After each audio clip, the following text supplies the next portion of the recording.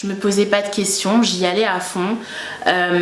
Et en fait, un jour, j'ai décidé de quitter ma carrière internationale pour reprendre des études. Je sais, ça paraît fou, mais c'est la réalité et c'est ma réalité.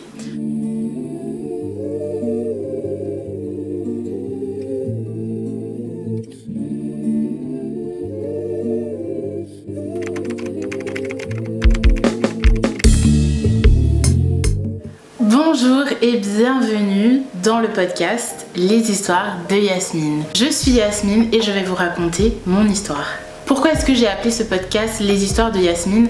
Tout simplement parce que dans ce podcast, on va beaucoup parler de mon parcours, de mes aventures professionnelles, mes aventures académiques et puis potentiellement de mon quotidien en fonction de la suite des événements. Parce que si vous ne le savez pas, je suis à la recherche d'une alternance dans les domaines marketing ou communication, ou les deux. Et donc, lorsque j'aurai signé mon contrat d'alternance, je vous expliquerai un petit peu comment j'ai fait pour trouver cette alternance, comment ça s'est passé, le processus de recrutement, etc.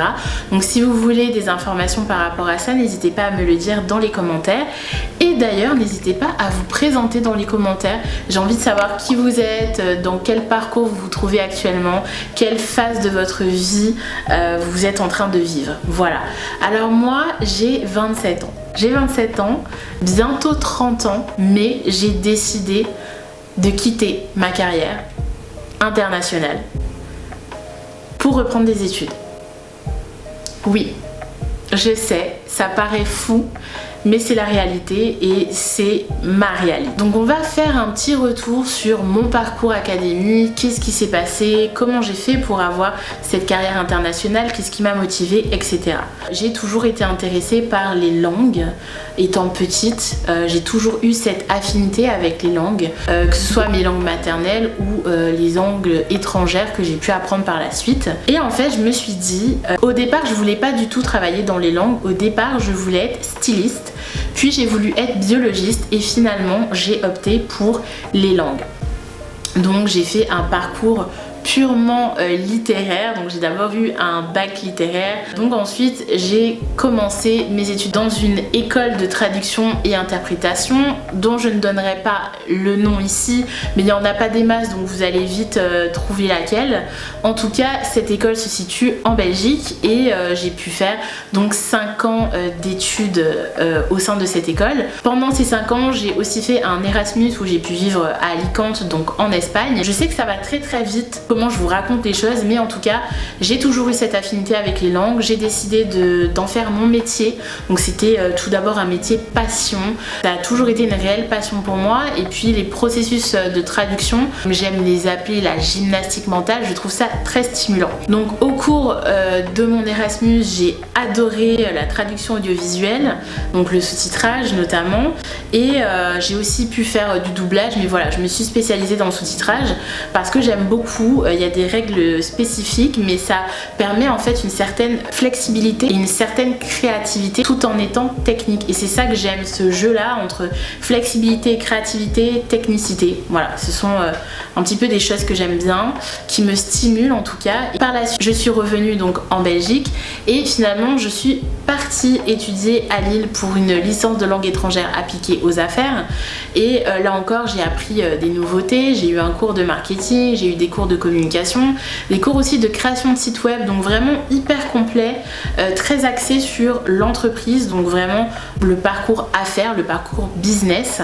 Et par la suite, pendant que j'étais dans ma première année de master, donc toujours à l'université de Lille, j'ai été contactée par mes premiers clients. C'était donc un client américain, mais au départ, moi je me suis dit c'est bizarre, pourquoi est-ce qu'on vient me contacter alors que j'ai pas fini, j'ai pas encore mon master et en fait je ne comprenais pas. Cette personne qui est devenue donc une des project managers avec lesquels j'ai beaucoup travaillé. En fait, elle m'a trouvé sur LinkedIn parce que mon profil était très détaillé, que j'avais fait en effet un stage en traduction assermentée, puisque lorsque j'étais à l'université à Lille, j'ai fait un stage long dans une agence de traduction assermentée à Cordoue cette fois-ci. Donc j'ai vécu 2 fois en Espagne, une fois à Alicante, une fois à Cordoue. Me gusta muchísimo Córdoba. Es una de mis ciudades preferidas en España. Me gusta un montón la región Región de Andalucía. Et bref, j'ai kiffé la vie, les gens, la culture, c'est très cosmopolite à Cordoue. Et du coup, j'avais détaillé mon stage sur LinkedIn tout simplement pour me dire ok, pendant que je fais ce stage-là, eh bien, je détaille au maximum mes missions pour ne pas les oublier. Mais voilà, j'en pensais pas plus. Et j'avais été acceptée en master de traduction. Moi je me disais je vais finir le master et puis après je verrai, je serai sûrement salariée dans une agence de traduction ou dans une entreprise. Et en fait ça s'est pas du tout passé comme ça, tout simplement parce que donc ce premier client m'a proposé un contrat et au début j'étais très sceptique et puis je me suis dit bah ça peut être intéressant, pourquoi pas faire les deux, étudier et travailler en même temps. Sauf que les choses ont fait que j'ai eu un problème de santé et je n'ai pas pu aller en cours pendant 2 semaines. Et vous vous en doutez, qu'est-ce que j'ai fait pendant ces 2 semaines? J'ai travaillé, j'ai traduit, j'ai fait mes premiers projets et en fait j'ai adoré. Et je me suis dit, ben si en fait j'ai déjà mon premier client, pourquoi est-ce que je dois continuer un master alors qu'en fait j'ai déjà étudié pendant 5 ans la traduction en long, en large, en travers. Et là, je me suis lancée en tant qu'indépendante, traductrice donc de contenu international. Et ça a été une aventure incroyable. J'ai travaillé avec des grandes marques, des enseignes que vous connaissez certainement. J'ai signé plusieurs accords de non-divulgation, donc je ne peux pas vous dire exactement quels étaient les projets et quels étaient les thèmes.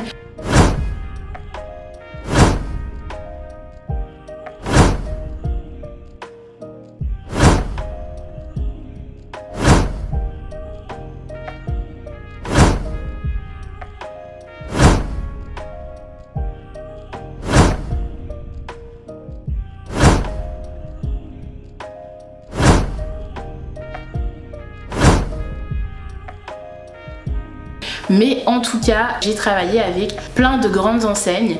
Parfois c'était du contenu marketing, parfois du contenu IT.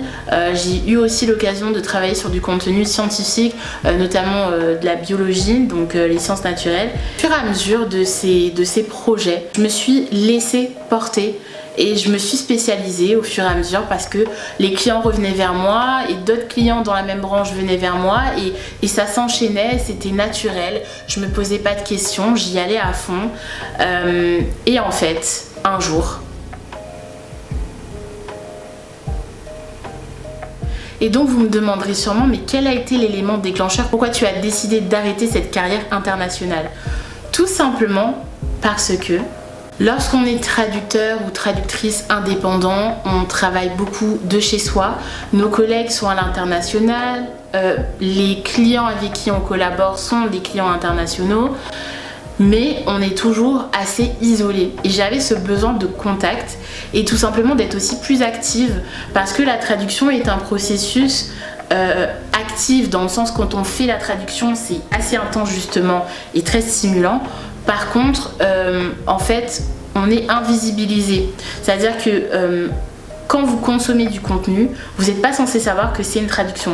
Vous devez lire ce contenu ou visionner ce contenu en pensant qu'il a été pensé dans la langue. Et donc en tant que traductrice j'étais un peu une ninja des mots et je devais toujours rester dans l'ombre et j'ai ressenti le besoin d'être un peu plus ancrée, échanger plus avec des collègues si possible physiquement, d'être vraiment intégrée dans une équipe, bien que j'ai collaboré dans un énorme projet où on était 26 traducteurs et traductrices. La plupart du temps c'était des projets où j'étais seule. J'avais la supervision donc des project managers et bien sûr les réviseurs. J'ai fait de l'assurance qualité, j'ai effectué toutes les tâches de A à Z de la traduction et je suis passée par beaucoup de chapitres et ça s'est enchaîné. Tout a été très vite et donc pendant cette carrière j'ai pu me rendre compte que le marketing et la communication, ce sont en fait des domaines connexes à la traduction, mais dans une partie vraiment plus visible, dans une partie plus active et proactive. Et je sais pas, ça m'a donné envie en fait.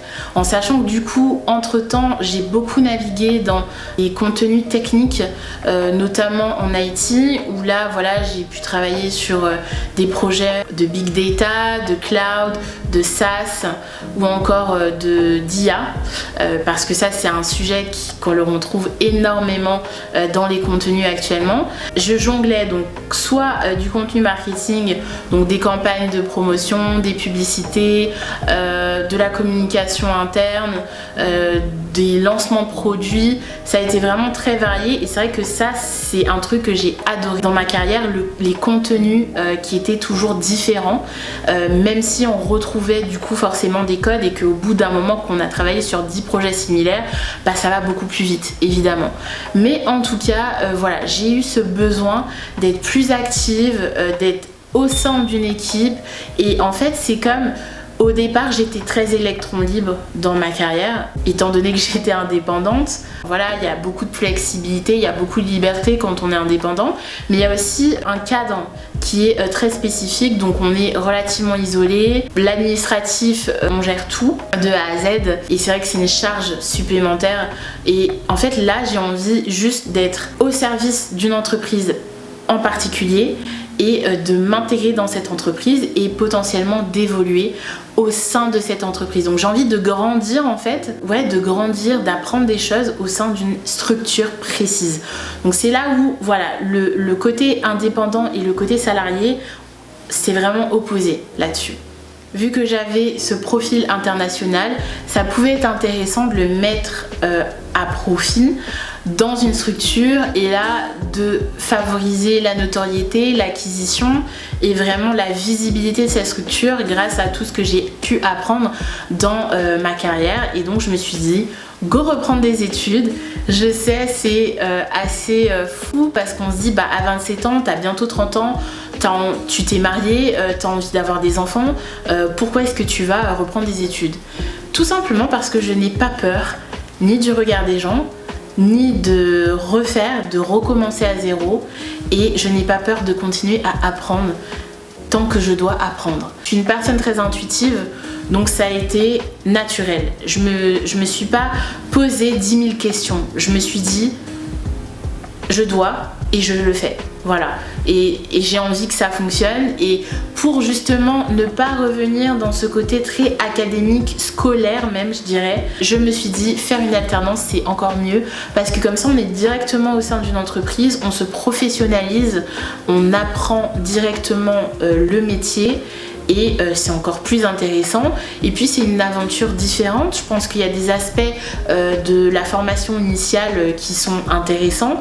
Mais quand on a justement déjà travaillé, qu'on a déjà été sur le marché de l'emploi, qu'on connaît plus ou moins les codes, bah en fait il n'y a plus qu'à se lancer en fait. Et donc coupler les deux, moi ça me parle. C'est vrai qu'on se dit bon le rythme est quand même intense, on a quand même un enseignement à suivre et en plus on est en entreprise et c'est pas un stage, c'est-à-dire qu'on n'assiste pas en général, on est vraiment dans le poste et on fait ce qu'il y a à faire, on travaille en fait, c'est un travail. Alors maintenant on y vient, le choix de l'école. Le choix de l'école a été extrêmement complexe. Parce que je voulais une école avec une bonne éthique et avec des avis, des témoignages, des étudiants qui ont apprécié, mais réellement en fait. Donc j'ai hésité, je suis passée par différentes phases de me dire est-ce que finalement initial c'est peut-être pas bien ? Est-ce que c'est peut-être pas mieux même ? Est-ce que il faut que je prenne une école digitale ? Voilà, j'avais toutes ces questions qui me venaient, pas mal de doutes, de peurs. J'étais angoissée parce que et si je faisais le mauvais choix, et si finalement j'étais en train de me leurrer, et si en fait je devais rester indépendante, et si en fait je ne devais pas fermer mon entreprise. Bref, des questionnements, j'en avais plein, mais encore une fois, cette envie en fait de recommencer et d'aller encore plus loin, ça m'a motivée. Et je me suis dit, bah non en fait, tu as été capable d'avoir ta propre entreprise qui a très bien fonctionné pendant 3 ans, tu as eu des collaborations internationales, tu as le droit de vouloir être salarié maintenant en fait. Alors moi ce qui est marrant dans mon parcours c'est que j'ai fait l'inverse. Beaucoup de personnes commencent en tant que salarié et finissent en tant qu'indépendant et moi en fait bah c'est le contraire. Peut-être qu'un jour, qui sait, je reprendrai une activité indépendante, mais honnêtement là pour l'avoir vécu pendant ces 3 ans, période post-Covid d'ailleurs, on était en plein changement, en plein recalibrage de la société, eh bien j'ai envie vraiment de m'ancrer dans une structure et d'être salariée. C'est vraiment, voilà, je sais que c'est étrange parce que toutes les personnes salariées, en tout cas beaucoup, veulent être indépendante et avoir plus de liberté. Mais la liberté a un coût, la liberté a un prix, d'accord? Parce que moi j'avais pas d'horaire, donc je pouvais travailler comme je le voulais, mais du coup allez, on va dire qu'on travaille beaucoup, on gagne beaucoup en fonction de la charge de travail évidemment, mais je veux dire on se laisse un petit peu dans ce rouage-là, on fait pas forcément le côté pro et personnel. Bon, moi j'avais la chance d'avoir un bureau chez moi, donc à ce niveau-là j'étais très bien. Tous ces petits questionnements-là peuvent freiner parce que voilà, on est dans un cocon en fait, on est coupé un peu du monde. Et là j'avais envie d'être vraiment intégrée dans la société en fait. Donc c'est plein de questionnements comme ça part un petit peu dans des réflexions philosophiques, mais vraiment je me suis posé toutes ces questions-là. Dites-moi en fait, est-ce que vous avez fait une alternance? Est-ce que ça vous a plu? Est-ce que vous avez fait le bon choix? Comment ça s'est passé pendant les processus de recrutement? Comment vous avez pu gérer tout ça?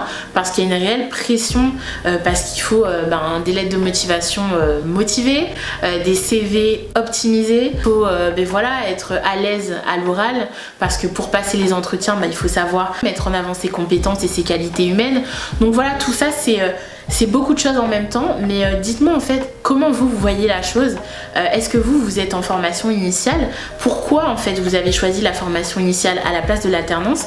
Est-ce que vous avez déjà été indépendante? Et si oui, quelle est votre expérience? Comment se passe cette aventure pour vous? Parce que alors on n'est pas notre travail, mais le travail prend une grande partie de notre temps et parfois on fusionne avec le travail, notamment quand ce sont des métiers passion comme la traduction, et on est ce qu'on fait finalement. On incarne le métier, on incarne toutes les valeurs du traducteur, la discrétion, la réactivité, l'efficacité, la technicité, la précision, l'autonomie aussi. Donc toutes ces valeurs-là ont forgé qui je suis maintenant et vont forger ce que je vais pouvoir apporter dans une structure. Donc ça, je trouve ça assez intéressant et assez challengeant, assez stimulant, et j'ai vraiment hâte de vous raconter la suite de ok, j'ai pris cette décision en décembre, on est en février, je suis toujours en processus de recrutement dans diverses structures, j'attends la suite des étapes, je suis stressée, en même temps je suis excitée, je suis contente, j'ai hâte en fait. Donc je pense que le prochain épisode, et je l'espère, le prochain épisode je vous expliquerai un peu du coup mon parcours de manière plus détaillée, mais c'était un petit peu pour poser les bases. Donc j'ai une carrière internationale, ça m'a beaucoup plu, j'étais indépendante, donc j'étais plutôt épanouie, et puis finalement il y a eu un élément déclencheur, je me suis rendu compte que j'étais juste plus du tout dans la société, j'étais juste dans cette sphère et j'avais envie de reconnecter avec la société, de me reconnecter aux humains aussi, et en plus dans une position beaucoup plus active, beaucoup plus visible aussi, de prendre de l'espace, de prendre de la place, de prendre ma place. Et voilà, c'est toutes ces raisons-là qui ont vraiment motivé, impulsé mon choix, qui je l'espère est le meilleur pour moi, et à long terme aussi évidemment. Je vous laisse réagir dans les commentaires. Si vous avez des questions spécifiques par rapport à mon parcours, n'hésitez pas. Je vous ai parlé vaguement de mes différents diplômes, les différentes étapes. Si vous voulez que je vous fasse une vidéo spéciale Erasmus, si vous faites un Erasmus, n'hésitez pas à me le dire, ou si vous y pensez en tout cas. Si vous voulez une vidéo spéciale indépendant, n'hésitez pas non plus. Si vous voulez une vidéo spéciale traducteur ou traductrice, ça me ferait grand plaisir de partager mon expérience avec vous. Et si vous voulez bien sûr des informations ou des témoignages d'alternance ou de recrutement, dites-moi tout dans les commentaires, je vous attends. En tout cas, c'était le début de mon histoire, j'espère qu'elle vous aura plu, et n'hésitez pas à liker, partager, vous abonner et à rayonner chaque jour de votre vie, parce que c'est le plus important. Ciao.